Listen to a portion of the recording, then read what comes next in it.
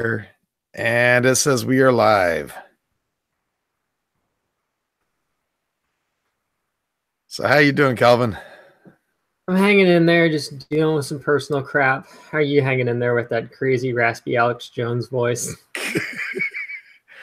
I'll tell you what, we got to take out all this government elite. Oh, God, no. You guys missed some golden There's stuff. only one thing can fix this, and that's Daniel Ray. That and a Coke. This episode is brought to you by the Daniel Noray head made by TK with Diet Coke inside. Cheers. Oh, God. Oh, yeah. Yeah, the flu hit me like a ton of bricks last week. Man, it was bad. Took and ran a fever until what, Thursday night? It was all bad. And then my voice, it was gone last week. And then it's just barely the last 2 days started coming back to where I can actually talk and people can start to understand me. My voice was gone. I mean, it's like whispering type stuff. Like a year and a half ago, I completely lost my voice for 5 days. I had a sore throat, and then for some reason I was like talking to people, and it seemed okay. And then like next morning, I woke up and I'm like, I had literally no voice for like 4 days, and it was actually kind of scary because I couldn't like directly communicate with anybody, and I'm like, this isn't good. Even to this day, I still, if I find myself like at Maker Faire, if I'm talking a lot, I will start to actually lose my voice, and it's like, ooh, that's not good. Like a year and a half later, I'm like, oops. I see we got the handy outdoor nerd in there. Thank you very much. No, this is not a sexy voice. This is bad. It's a regular Jimmy voice. Although we did genuinely miss you last week. Did you? That was like you guys pretty much had it covered. Talking about the 3D printer that turned out it really, really sucked. But it still wasn't the same. I will admit though that Jeff, in all of his wonderful computing skills, he's like, if I had more time, I would have seriously found a sound bite of Jimmy's laugh and just put it on like a loop track. So every time we were going to do something, we'd just play the Jimmy laugh. Or the other thing I was thinking of doing was finding some old footage on like my external hard drive, plugging it into the downstairs computer and just putting it on loop play, and then just like jumping to that computer to just play some random snippet of Jimmy saying things. Here's what Jimmy's got to say. Jump to that computer shot, whatever random thing he says on camera, then jump back to me. Oh, that's great, Jimmy. Oh, God. Get one of those, what's that? The Barclays got that little pad where he just pokes the button. Do one of those and just have her like, cool, nice, yeah. Donate money, yeah. You should have heard him a little bit ago. He's like, dude, you sound just like Alex Jones. You hater. How could you? Couldn't help it. Hey, Brandon, thank you for joining. Oh, man. So let's not totally overstress Jimmy's voice talking about random stuff. Do you want to dive into the topic of tonight's stream before you totally, hopefully, don't lose your voice? 2 things first. Congratulations to Joel Telling on quitting your day job and making YouTube your day job. Congratulations, man. That is seriously insane. I genuinely wish the guy the best. And I think now that he will have more time to focus on his videos, I think he will be able to make it a viable thing. And didn't Matter Hackers step in as like his first, quote, official sponsor? I believe he did. They did. If I remember right, during his video when he made the announcement, he announced that Matter Hackers was going to be one of the first companies that was going to help promote him. So, man, that's a big step. Considering that Matter Hackers, their storefront seems really tiny, but considering just the ridiculous amount of volume of stuff that they get orders wise, they're a very good match, considering that it was thanks to Matter Hackers eons ago that I even met Joel at an event. They've kind of been like working hand in hand unofficially in a sense, but this is, you know, he's kind of like their poster boy and they're kind of like his go-to for stuff. So it's a really, really good combo, and I definitely had good experiences with Matter Hackers. So, well, the thing about Matter Hackers is, yeah, their physical footprint is a small deal, but their online footprint is huge. It's massive. I mean, they are pretty much the go-to place when it comes to buying filament and stuff, or when it comes to 3D printing.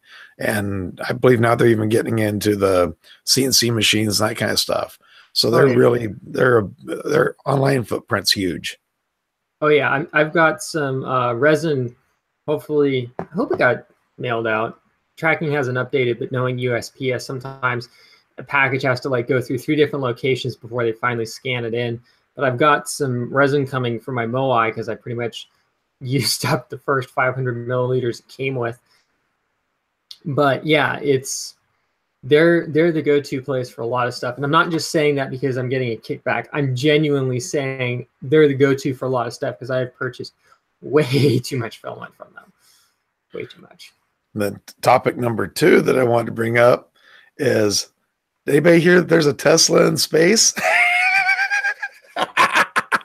That was stinking cool today.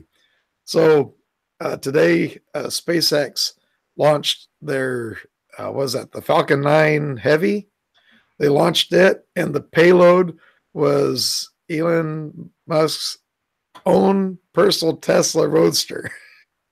And as of, 2 hours ago, they did the final burn, so it's supposed to be on its way to a Mars orbit now. That is just absolutely crazy. I mean, personally speaking, I'm not saying that it isn't like a really, really cool accomplishment, but part of me is like, I think they could launch a whole Tesla Roadster up there. But then again, you know, maybe I just want to see him like get the last set of cars put into production. But that's all. Just saying. Well, the thing is, they had this brand new rocket, never been tested before. Nobody's going to pay to put anything on that rocket until they can prove that it can actually deliver a payload. And so what a better payload than his own personal car? I mean, he's paying for it. Might as well do something with it, right? Could you imagine that the commercial now for Tesla? If this does not turn into a PR deal for Tesla, I will be completely shocked.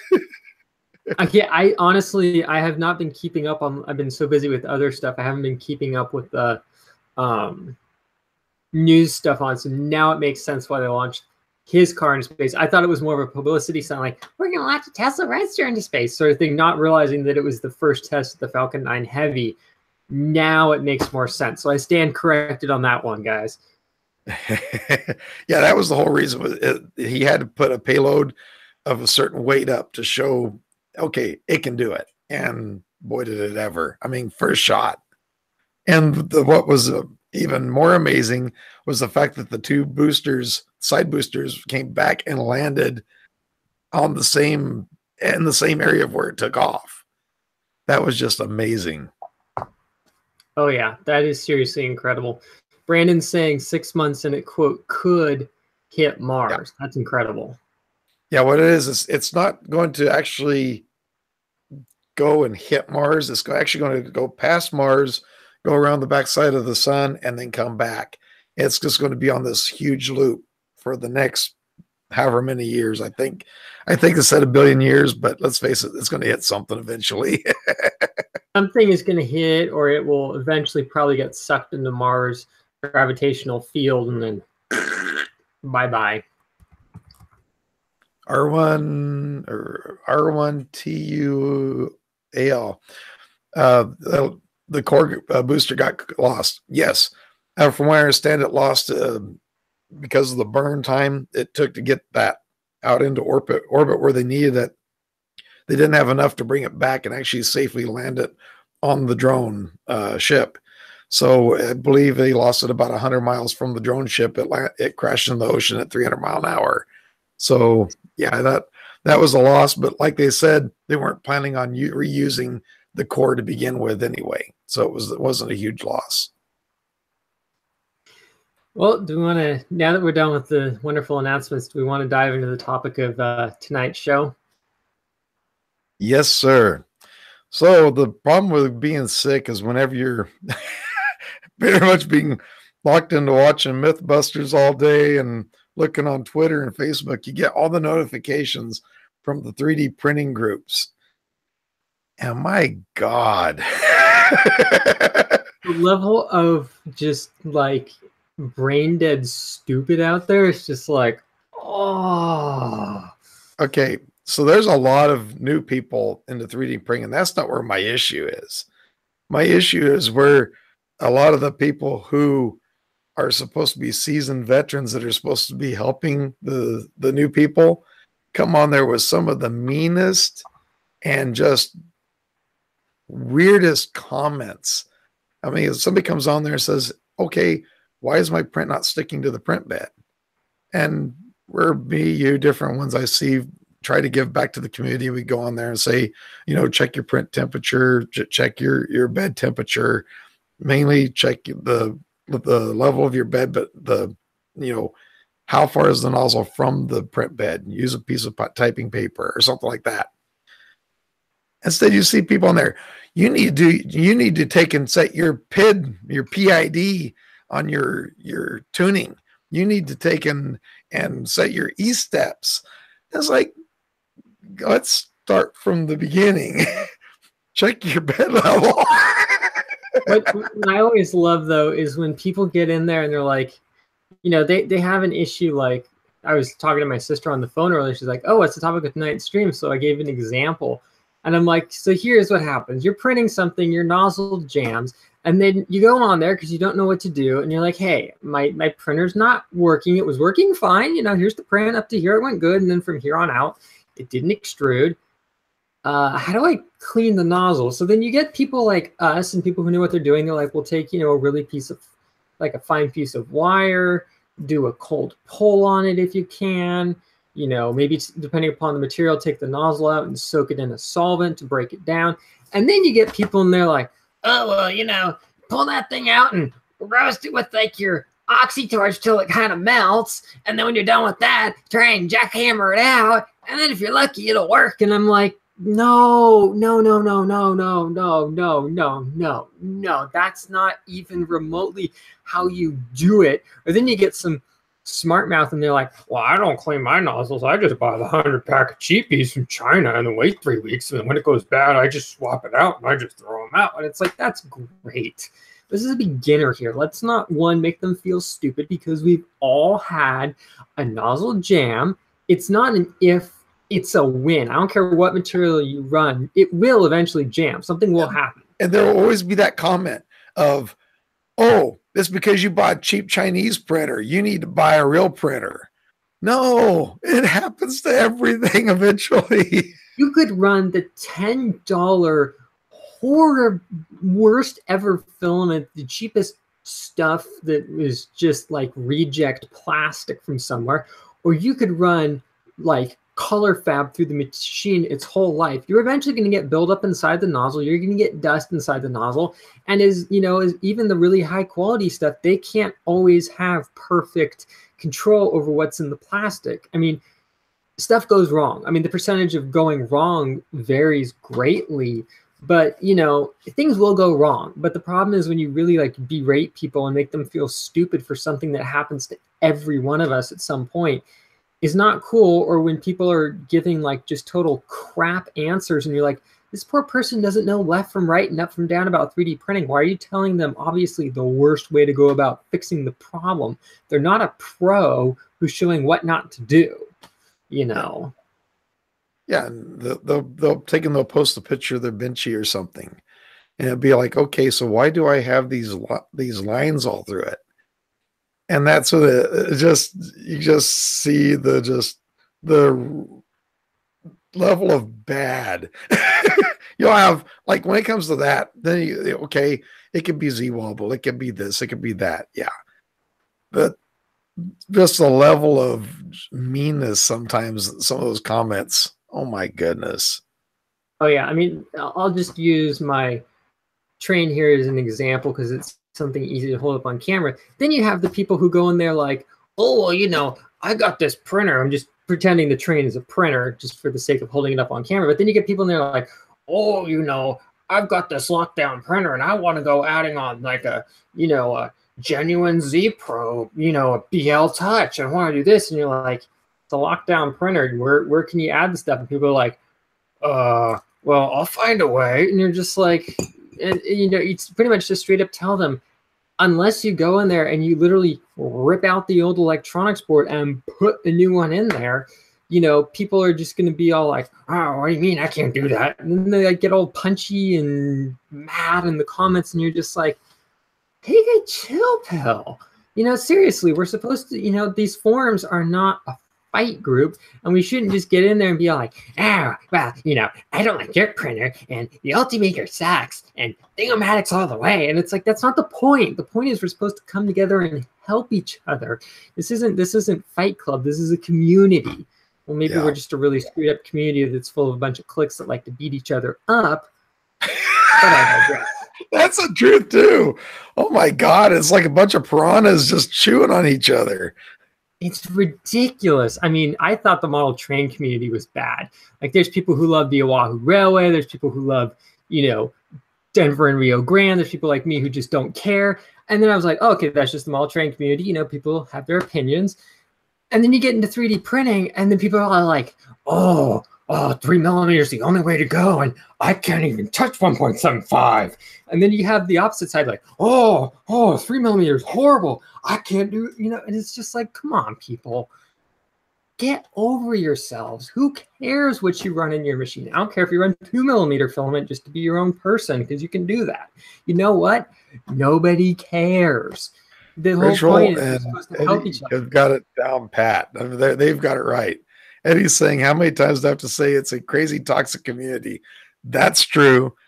And Ritual, he's saying that, let's see, where did I see it up here? Yeah, he's giving support to newbies that don't want to learn. They just want the hand holding. I completely agree with that one. Now, that's one thing too that I see a lot of times is when somebody gets a new printer, they want to take and go in there and say, okay, I want the profile. Where's your profile? What? And all the printers I've ever got, I've never used a factory profile, a profile that somebody gave me. I'll take it, I'll go through and I put in, okay, Kira, here's the bed size. Yes, it's a heated bed. All the details that way. And then I start from scratch.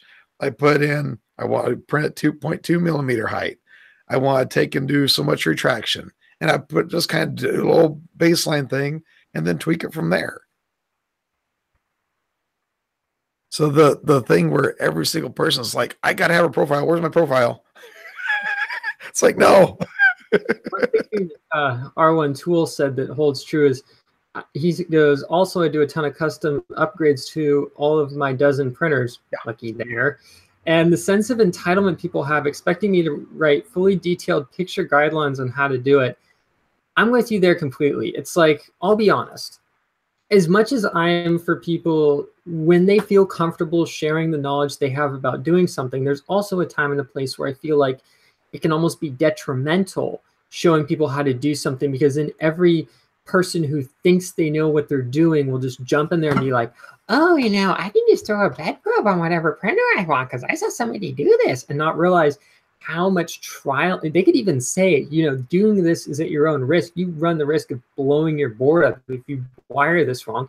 Somebody's going to do it, and they're going to totally blow over the cautionary stuff, and they'll be like, my printer doesn't work. Oh my gosh, why is it not working? And then they throw a fit, and it's like, you didn't read the instructions. It said this is experimental.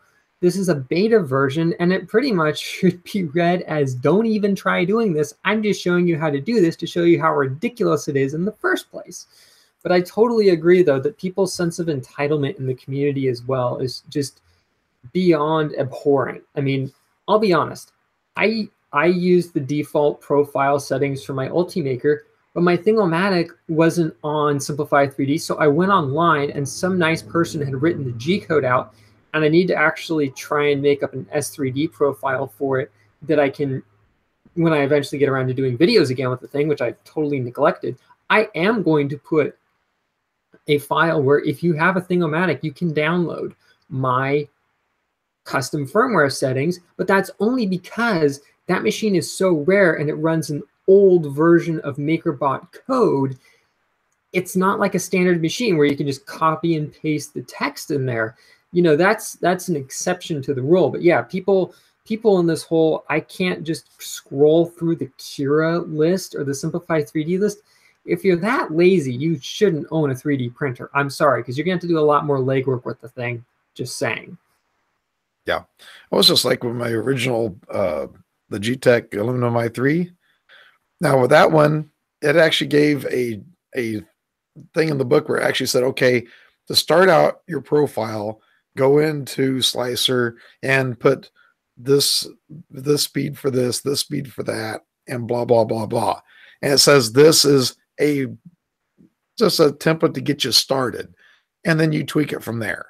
It told you that right off the bat. And that was my very first printer. And that's the way I've always kind of approached everything, is like, okay, I'm going to put in what I think is a good starting point and then speed things up, slow things down, add more retraction, add less retraction until it gets tweaked to where it's supposed to be. But in your case, when it comes to the thing of Mac, I completely understand where you're coming from. And the other thing, that's something that you're being a nice guy about. It doesn't mean that you have to take and put that out there.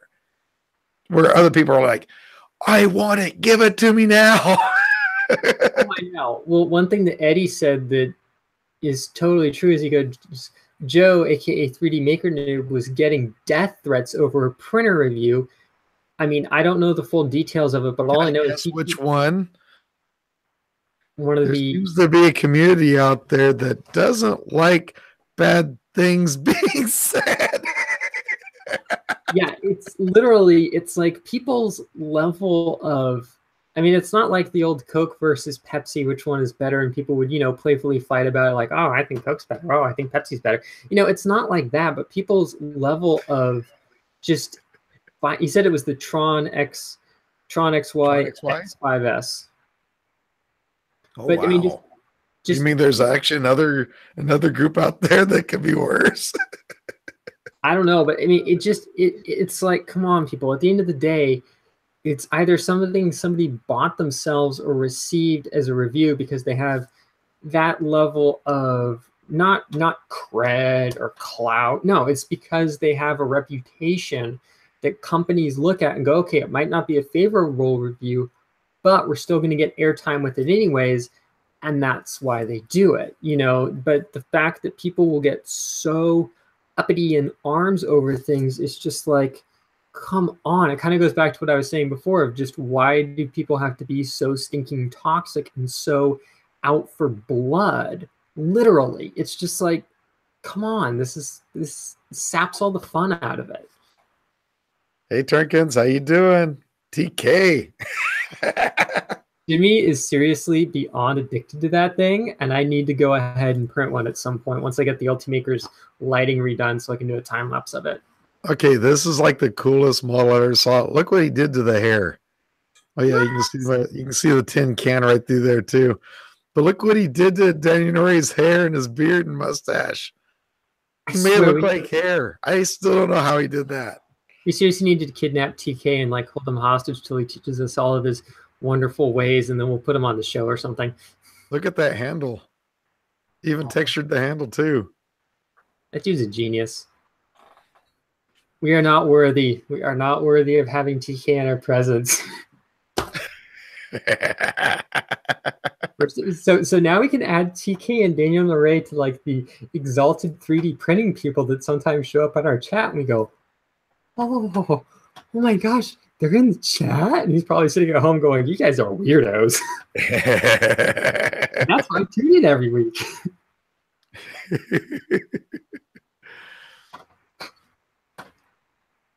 Does the handle roll up into a man bun? No, it doesn't. Oh, wow. Hey, Paul, how you doing? Thank you for joining.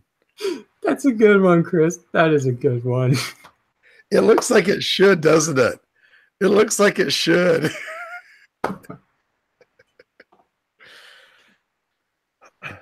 That'd be hilarious though, to make like gangster Daniel Naray take like a bandana and tie it around his head like a do-rag and then be all like, I'm gangster Daniel Naray. And then you like flip it up to drink out of the drink and you put it back down again. Just don't do that on the wrong side. It's Salinas. I have to say though, that was printed with that TiVo tarantula at 0.3 layer height. I'm really surprised it turned out that well. Oh, I know. I'm seriously amazed. I mean, it doesn't take away from the fact that you did have to do a fair bit of work to get the machine to where it's at from a safety standpoint and just an overall thing. But you know, it's still impressive what it can do for its price point. Jimmy never gave up the laugh, man. It's the most unsettling, humorous, unsettling laugh I've ever heard. Oh, God.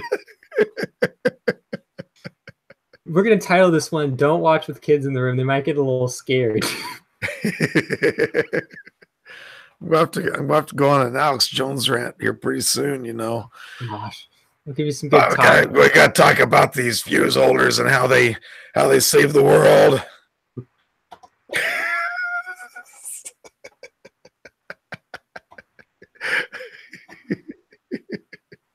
You can tell it's been a long week. Oh, God, it has. It's been a very long week. Both of us, for our own reasons.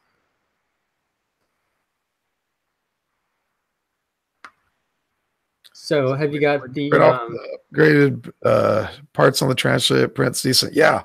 Next thing I'm working on right now, in fact, and once I get my voice back enough where I can actually do the video, I'm working on putting dual blowers on this thing. And I wished I had something I could show that looked better, but let's put it this way. This was after making a bracket and using a blower. And it prints so much smoother and everything with the blowers on it. So I had to print up a new bracket because the original bracket, whenever it printed, it actually had holes in the sides here because it didn't cool down enough between layers. So by taking the one that did print that had the holes in it and then printing this, it actually no problems at all when it come to printing that.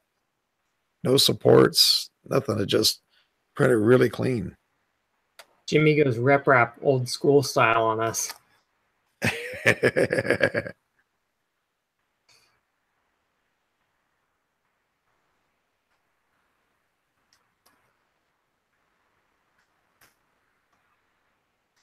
What's this about? Created a time disruption?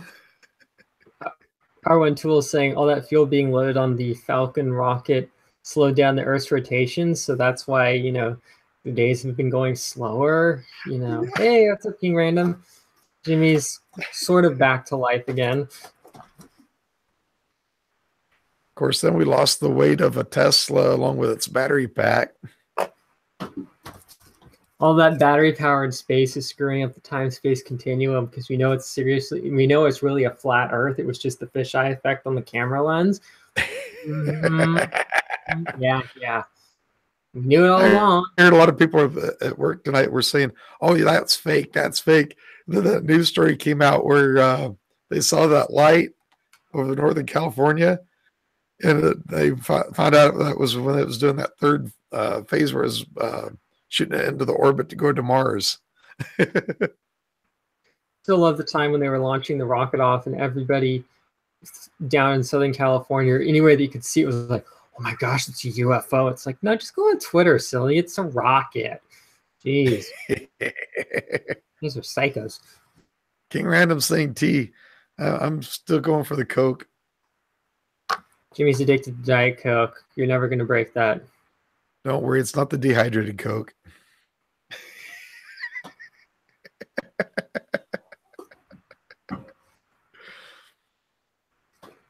R1 Tool, what's the Anycubic Photon? Is that like a DLP printer? I think it might be. I just heard of that one just recently. I don't think I hadn't had a chance to look it up yet, though.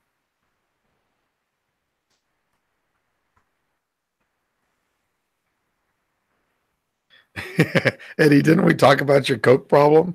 Yeah, I have problems. Jimmy has issues. We just don't talk about it on stream.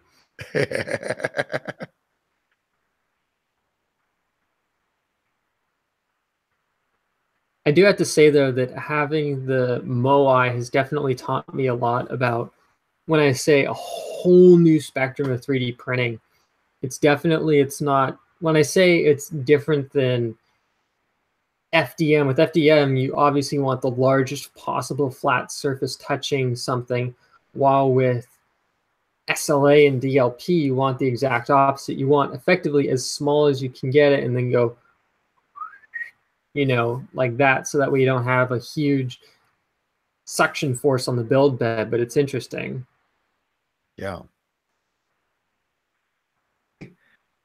Eddie just donated $5 so I could buy some Coke. Thank you very much. Cheers. Hey, how come you're getting all the money? I got no money on my last stream. That is totally not cool. So do you guys in the chat want to see any pics of some little prints that I've done on the Moai? Yeah, show them. Okay, so show me your print. Let's see. This is a little two-piece, 1/48 scale, 18-inch rail car. So you got the little tip body right here, and you got the little chassis. I got the wheels and the coupler installed. The cool part is this has been primed. It was originally gray, but theoretically it can actually carry a load and dump it. That's cool. Now show us the muffler.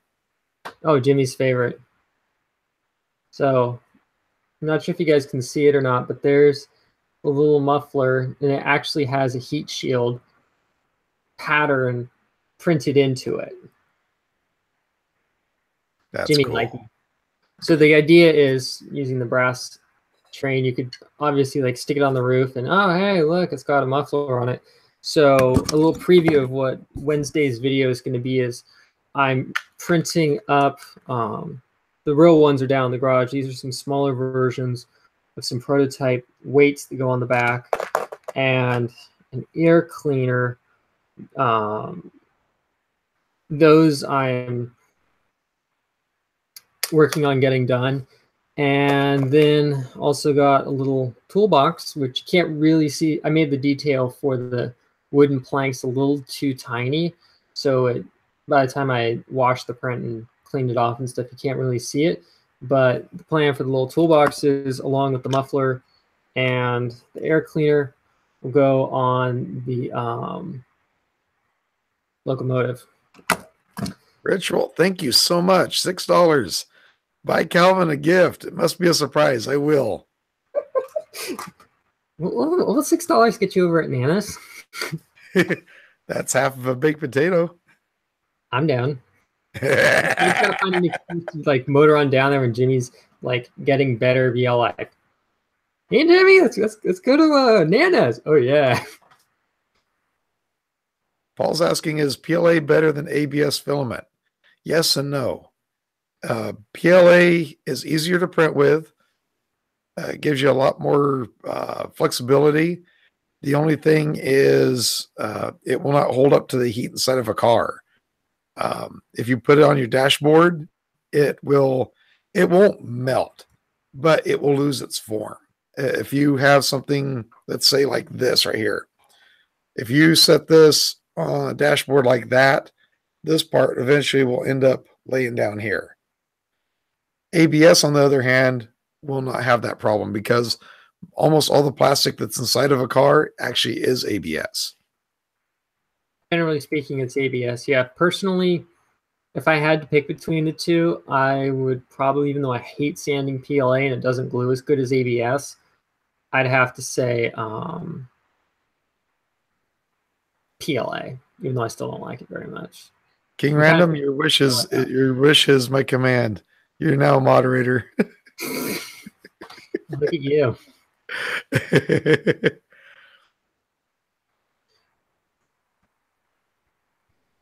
I will now check my Twitter messages. There it is.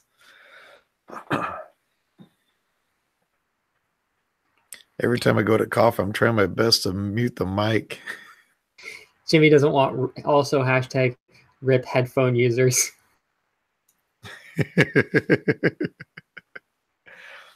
Yeah, my personal favorite is PLA because it prints a whole lot easier. But I do have to say there are times where ABS is a must, and it definitely has its place.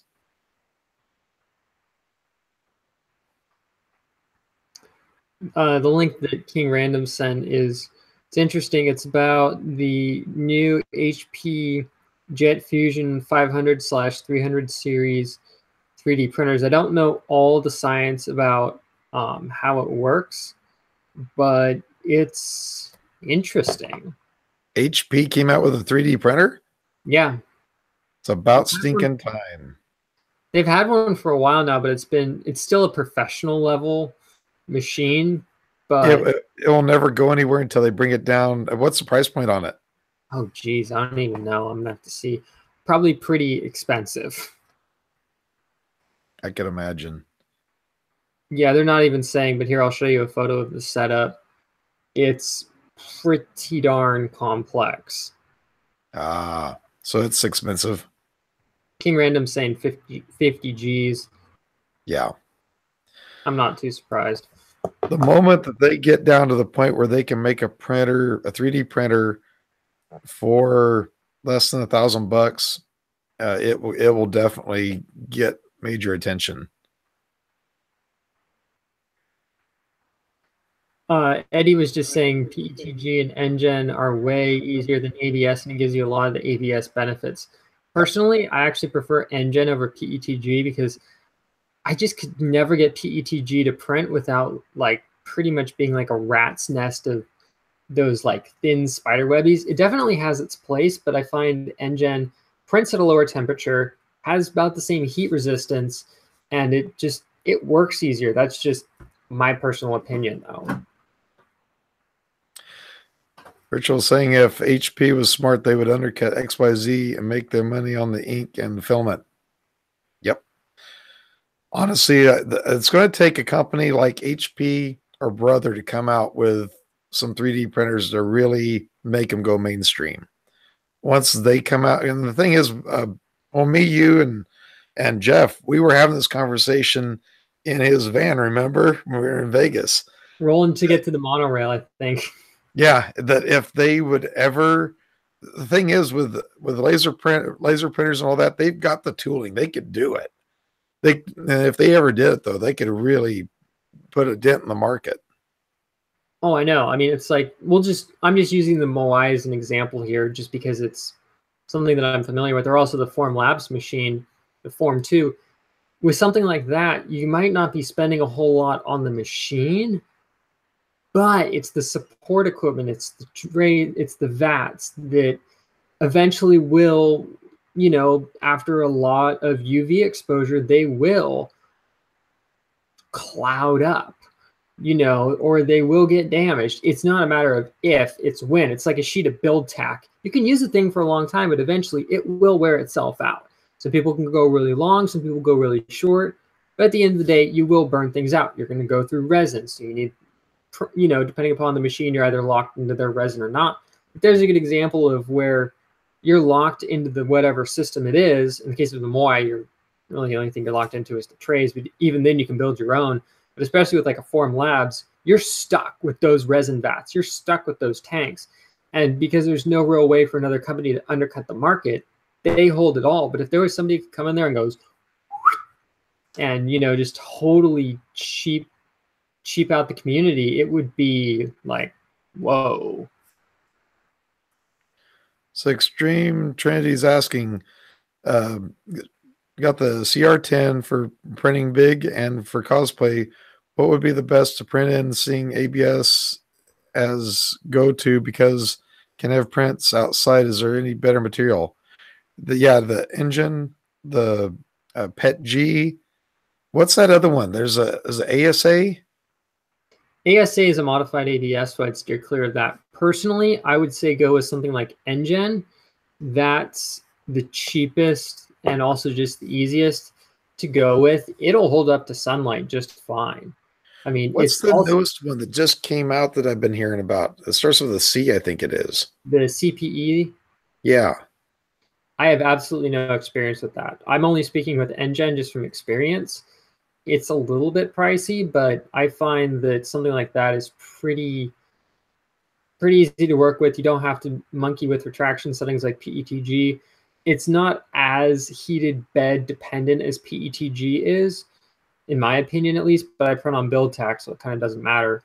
But Like Chris is saying, give Filamentum CPE. He's the one I saw talk about the CPE. I want to get my hands on some at some point. I need to see if either Printed Solid or Matter Hackers can snip me off, or somebody, any filament companies that want to send me a 3mm diameter sample of CPE. I'm game. I would love to try this stuff out, because while I'm moving more towards resin printing for certain things, I'm still using FDM for a lot of different stuff, especially prototyping things and making functional parts. So I want to try and keep up on what's out there, but I'm not going to run out and just buy a spool of it to try it out. I don't have that in my budget at this point.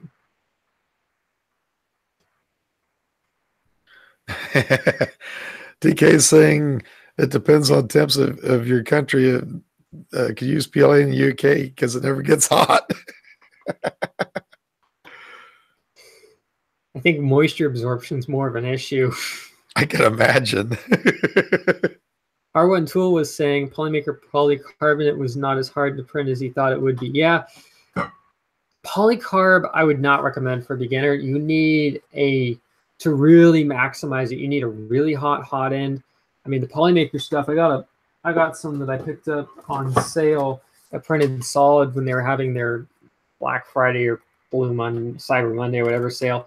But this stuff requires printing on build tack, and it needs 250 to 270 degrees Celsius, and it doesn't say bed temp, but it's in the 100+ degree C range.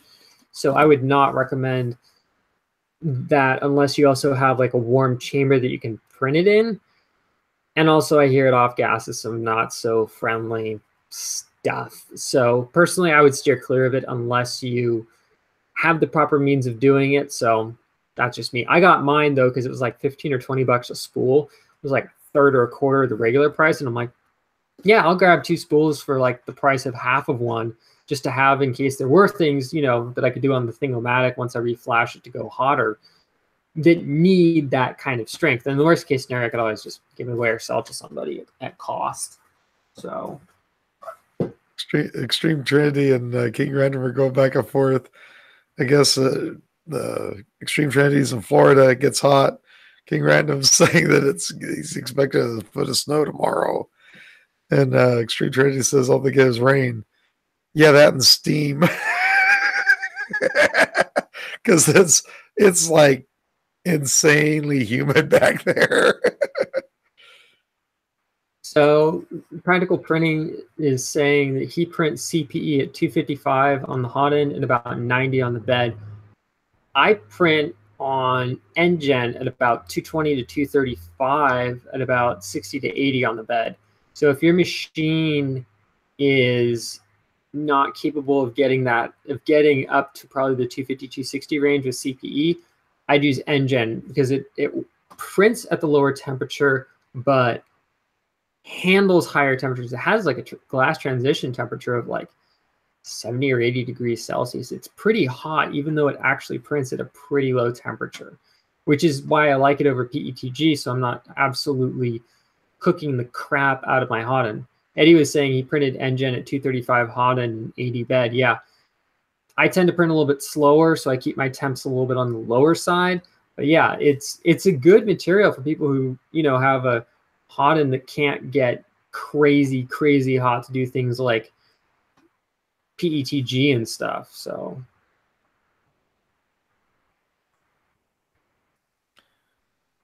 King Random saying you can bake the plastics to get a better temperature or better temper. You can do that. Depends upon the material. Just be careful doing that you, one, don't melt your model, and two, don't cause a fire.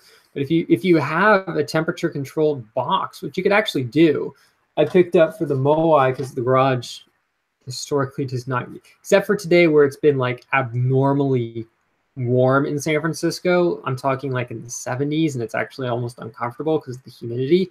It got to 80 degrees here today. Oh, feel free, dude. But if you had a couple of these, this is a Peltier cooler / warmer unit that I picked up off eBay for $10 with a fan.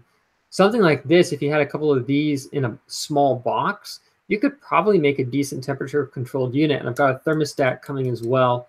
Both are coming from good old eBay China. So this one came pretty fast. The other one's still lost somewhere. But this is going inside the Moai. But I also want to add one, or at least one, to the Ultimaker once I get it figured out with the Moai and see how well it works. So that way, if I have a door on it and a roof on it, I can at least keep it warm inside. It might not be like 60 degrees Celsius, but at least if the room's 20 and the build chamber's in the 40 to 45 range, it would definitely help for temperature sensitive materials, or just keeping more of a constant temperature along with what the heated bed is doing. So yeah. So have you got a heater hooked up in there yet? No, because I just got this guy in the mail and I'm still waiting on the thermostat unit. So I will work on starting to figure out how I'm going to mount this. I'm debating if I'm either going to mount it on the top, blowing in, and find a way for it to recycle the air, or just completely mount it inside the machine and have it recycle the air that way. And I might cut a custom lid. I got some sheet plastic over at Scrap, which is if you're ever up here when they're open, I got to take you there. It's literally this warehouse that's got all kinds of just random stuff. And they've got a big old area that usually has, well, it's also where I got my old peanut butter bucket to make my parts washing stand with. But I mean, they got all kinds of random stuff in there. But when I was in there, I got a big old piece of black acrylic or plexi or something, so I can make a custom lid for the Moai, and I'll go hacking up the original one. But I do want to put in 1 or 2 vent slots in there, just so that way there's a passive way for air to escape. So there is a little bit of circulation and it doesn't get like super crazy hot in there, but we'll see how well the thermostat works first. Yeah. So did you pick up your denatured alcohol or denatured alcohol? Oh, I got a couple gallons already. I was calling my dad the other day. I'm like, yeah, if you're down with that like toxic waste thing, you see any denatured alcohol? I don't care if it's a little or a lot. Can you please pick some up? Thank you. But that stuff is ridiculous. I don't know what the prices are in other states, but California charges you like $12 to $14 a gallon for the stuff, depending upon where you go. It's comparable to acetone in pricing, and it's like, oh, it's not fun. Reminds me of the day we went up to Home Depot to go get the gallon here. We go up there and we get the gallon of that. We get a bucket. Got black light. Got you had to go over and getting the gloves. And so all the way up to the checkout stand, we're like, hey, Calvin, I dare you to start asking about where to get the toilet bowl cleaner and some Sudafed. I was seriously waiting for Jimmy to make some really bad joke to the checkout lady, asking where the lithium batteries were and where the Drano was, and I would just been like, zip it. I was waiting for him to also just grab a respirator and then post a photo of the trailer like, yeah, we printing stuff.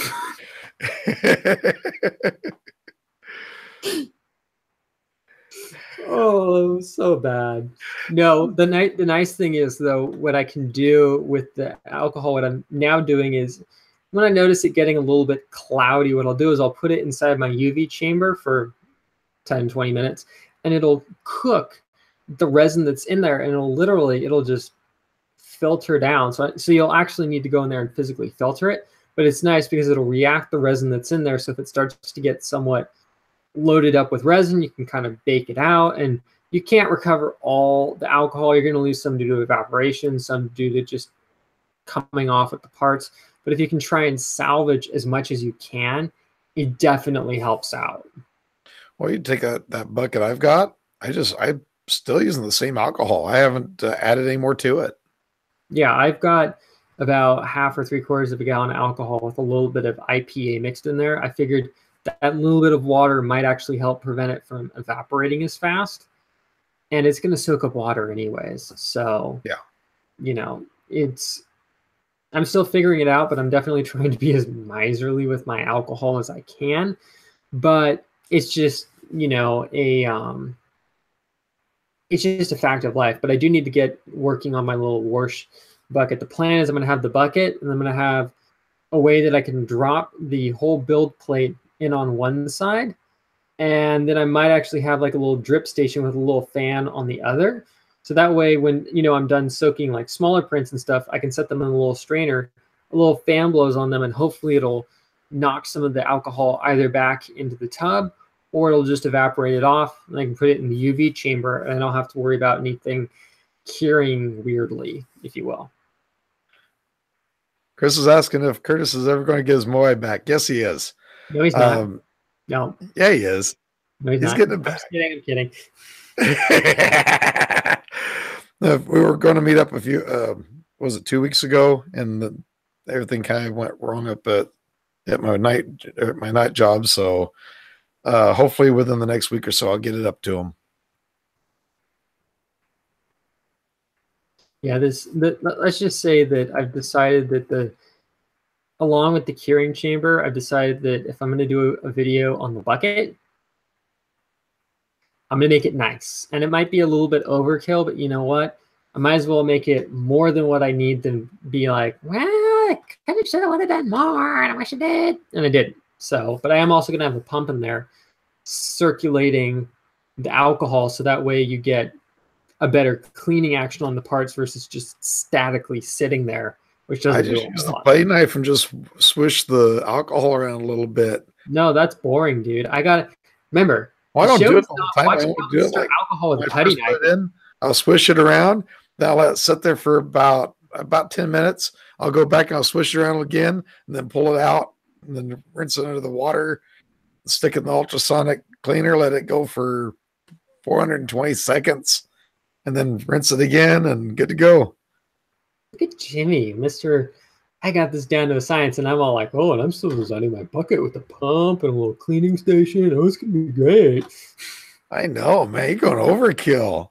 Well, the whole point of the show is you said, I like watching project videos. I don't just like watching completed stuff. So I'm catering to that wish of yours for a big old project. Jimmy speaketh and Calvin delivereth. So Extreme Trinity is asking Chris, but I figure we could chime in as well. What would be a good printer to print, PETG or CPE? Looking to get another one. Been looking at the Prusa i3 Mark II. Would that be good? It's got an all-metal hot end, so theoretically it could print peak if it wanted to. It's just a matter of, is the firmware, is it set up to do that? I think a Prusa would be pretty good, although you might still want to look at something in the larger range if you're trying to do cosplay stuff. I don't know how big you print already, but it's a thought. Thought that Extreme Trinity already had a CR10. Yeah. I just don't know if he needs like a really, really big thing or if he wants a smaller machine that he can run a higher temp on. So that's why I was just saying that. But then again, I've gone from bigger prints down to tiny little stuff. So who am I to say? Yeah, thank you, Paul, for joining. You have a great night.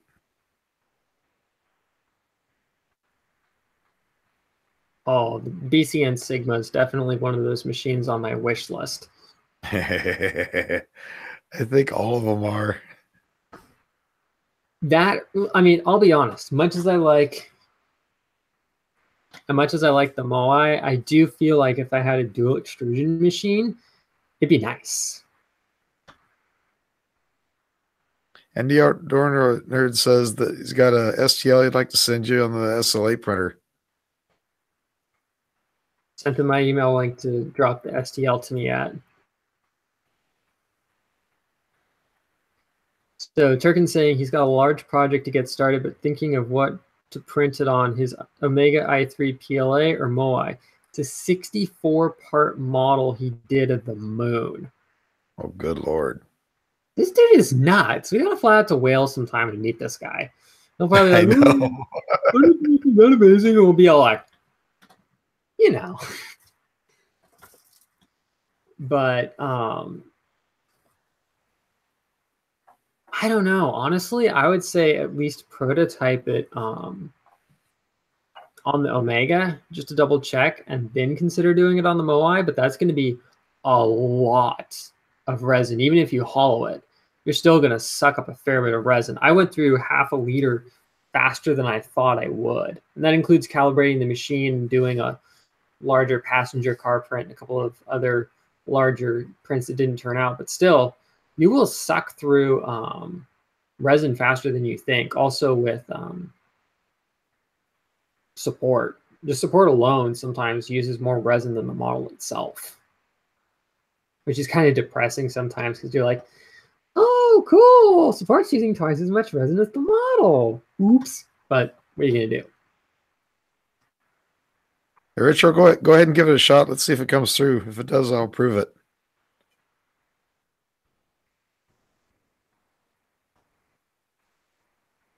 He also said E3D released an interesting teaser on their upcoming multi-material extruder. Technically, wasn't the Titan kind of a multi-material, or is this like totally different? That's a totally different one, I think. Got it. I honestly have been so busy with private life stuff. I haven't been able to keep up on things, which is a bummer. So, oh, here we go. Turkin just posted up photo of something he did on the Moai. Oh man, this is awesome. You guys can see it. Oh wow.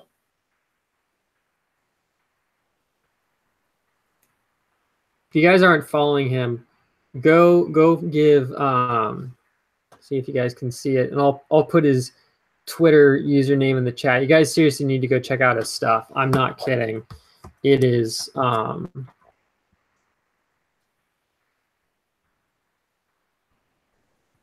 it is seriously amazing what this guy does. He also made the modified version of the Daniel Naray head, which is just like, you know, I mean, he took the existing scan. The level of detail that he did on the thing is just mind-boggling. Yeah, does great work. That's for sure. Well, my friend, you about ready to call it? I say we call it before you completely lose your voice. It's good having you back, but we need original Jimmy back, not the raspy Jimmy. You mean you don't like the new Alex Jones Jimmy? We got to talk about all the elite, the 1%ers, trying to take us, all of us true Americans down, you know. Hey, I'll do it for you because your voice isn't good. You know, we need to get rid of all those. It's all these conspiracies, you know. They're always doing all this stuff to us. All the oh God. Now I'm going to pretend to be Jimmy. You know, it's a conspiracy in the model train community that, you know, the Oahu Railway people are like getting totally, you know, mowed down by like the mainlanders. It cannot happen. I don't know, but you got to go to my website, oahuраilway.com. You know, just drop that in there. It's a little Easter egg. Nobody but like 2 people will get that.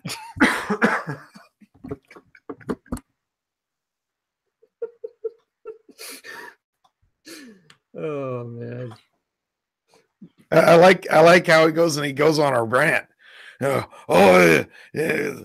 government, they're all trying to kill us with all the pesticides and putting it in our food and in our water and trying to do this to us, do that to us. And I'm a little bit thirsty here. Oh, All you gotta do is go to infowars.fig and buy some of this drink right here. This drink right here's got all kinds of stuff that'll make you better. Yeah, it'll filter all that stuff out of your system. You go buy my locomotive right here. This thing will solve all your model railroading issues, Jimmy. If you don't get it, this is what you need. Go to like buymytrain.com. Use that car. If you use that car right there, your train will not derail. This thing, if you saw what it's run over, oh, you'd be amazed. Okay, everybody probably thinks we just totally got off our rockers right now. It's on Jimmy's channel, so I really don't care. Oh, goodness. What about your volume? Your volume dropped. Your channel is either going to do like this or it's going to do like that right afterwards. Oh, my channel's done. It's just going to go in the toilet. I'm just going to come along and totally smash on Jimmy like every week. Yeah, so like go and subscribe for Jimmy's channel. It sucks now. What a sellout. I'm kidding. His channel's awesome. Who's Anthony and why are they super triggered? I'll tell you afterwards. That little skit thing that I did, there's a backstory behind it. It's great. Hey, Chris, thank you for joining. Have a good night. Thanks for stopping by, Chris. It was good having you. Okay, well, let's go ahead and call it. So next week we're on your channel? On my channel talking who knows what. Hopefully well, at least we talked for like 15 minutes about the Facebook and all that. Which is about record. 15 minutes more than what it deserved. We just need to say people suck. People need to get over themselves. Done. Let's talk about other stuff. How come your audio dropped like big time? Did it? Yeah, it's like half. My snowball is still plugged in. That's weird. Yeah, it's still running off the snowball. Huh. Yeah, you dropped like half the volume. Maybe it's because I was yelling into it. It didn't like that. Could be. What's this about TiVo's resin printer? I didn't hear about this. Is Eddie yanking our chain? TiVo, you know I really, really love you. The sellout. Lots of episode, Jimmy. I'm kidding. You guys knew what happened in the car ride that was said going to Vegas and back. You guys would have thought that we hated each other. Oh, it was great.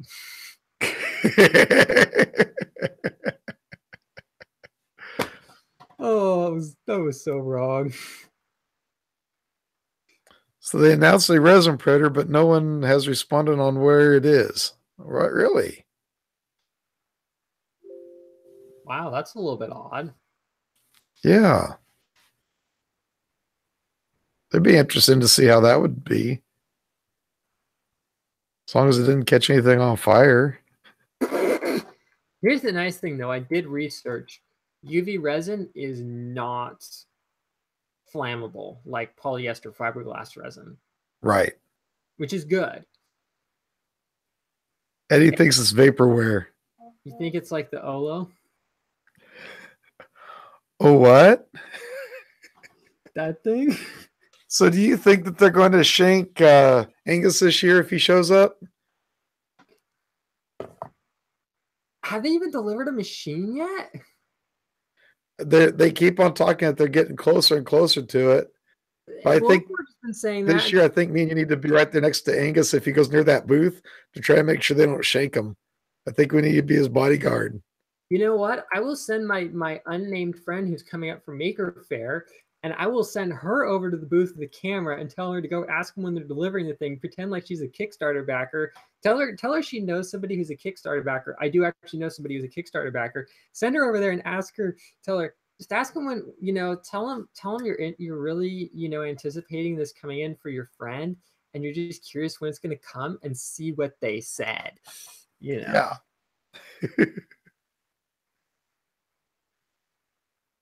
Trying to see if there's something I can do about your sound. Your sound is down. Really? Let me Yeah, try unplugging it. it's like half. I just did the old unplug and replug. Is it better? Yeah, there you go. That's starting to pick up. Okay, I think when I yelled into the microphone, it freaked the audio filter out and it didn't recover. Yeah, you sound perfect now. Good to know. Next time I yell into my microphone, I'll do the plug and unplug. You gotta quit talking like Alex Jones, you know. You gotta quit doing that. There's only one. Elias. The meds are kicking in hard right now. Oh Steady man. State. Angus said he My isn't voice traveling by to the doing US that. this year. Okay, let's call it. Thank you very much, guys, for joining. It's been a blast, and we will see you next week over on Calvin's channel. See you guys later. Take care. Bye-bye. Bye-bye. Remember. Yeah, never mind. I better not do that.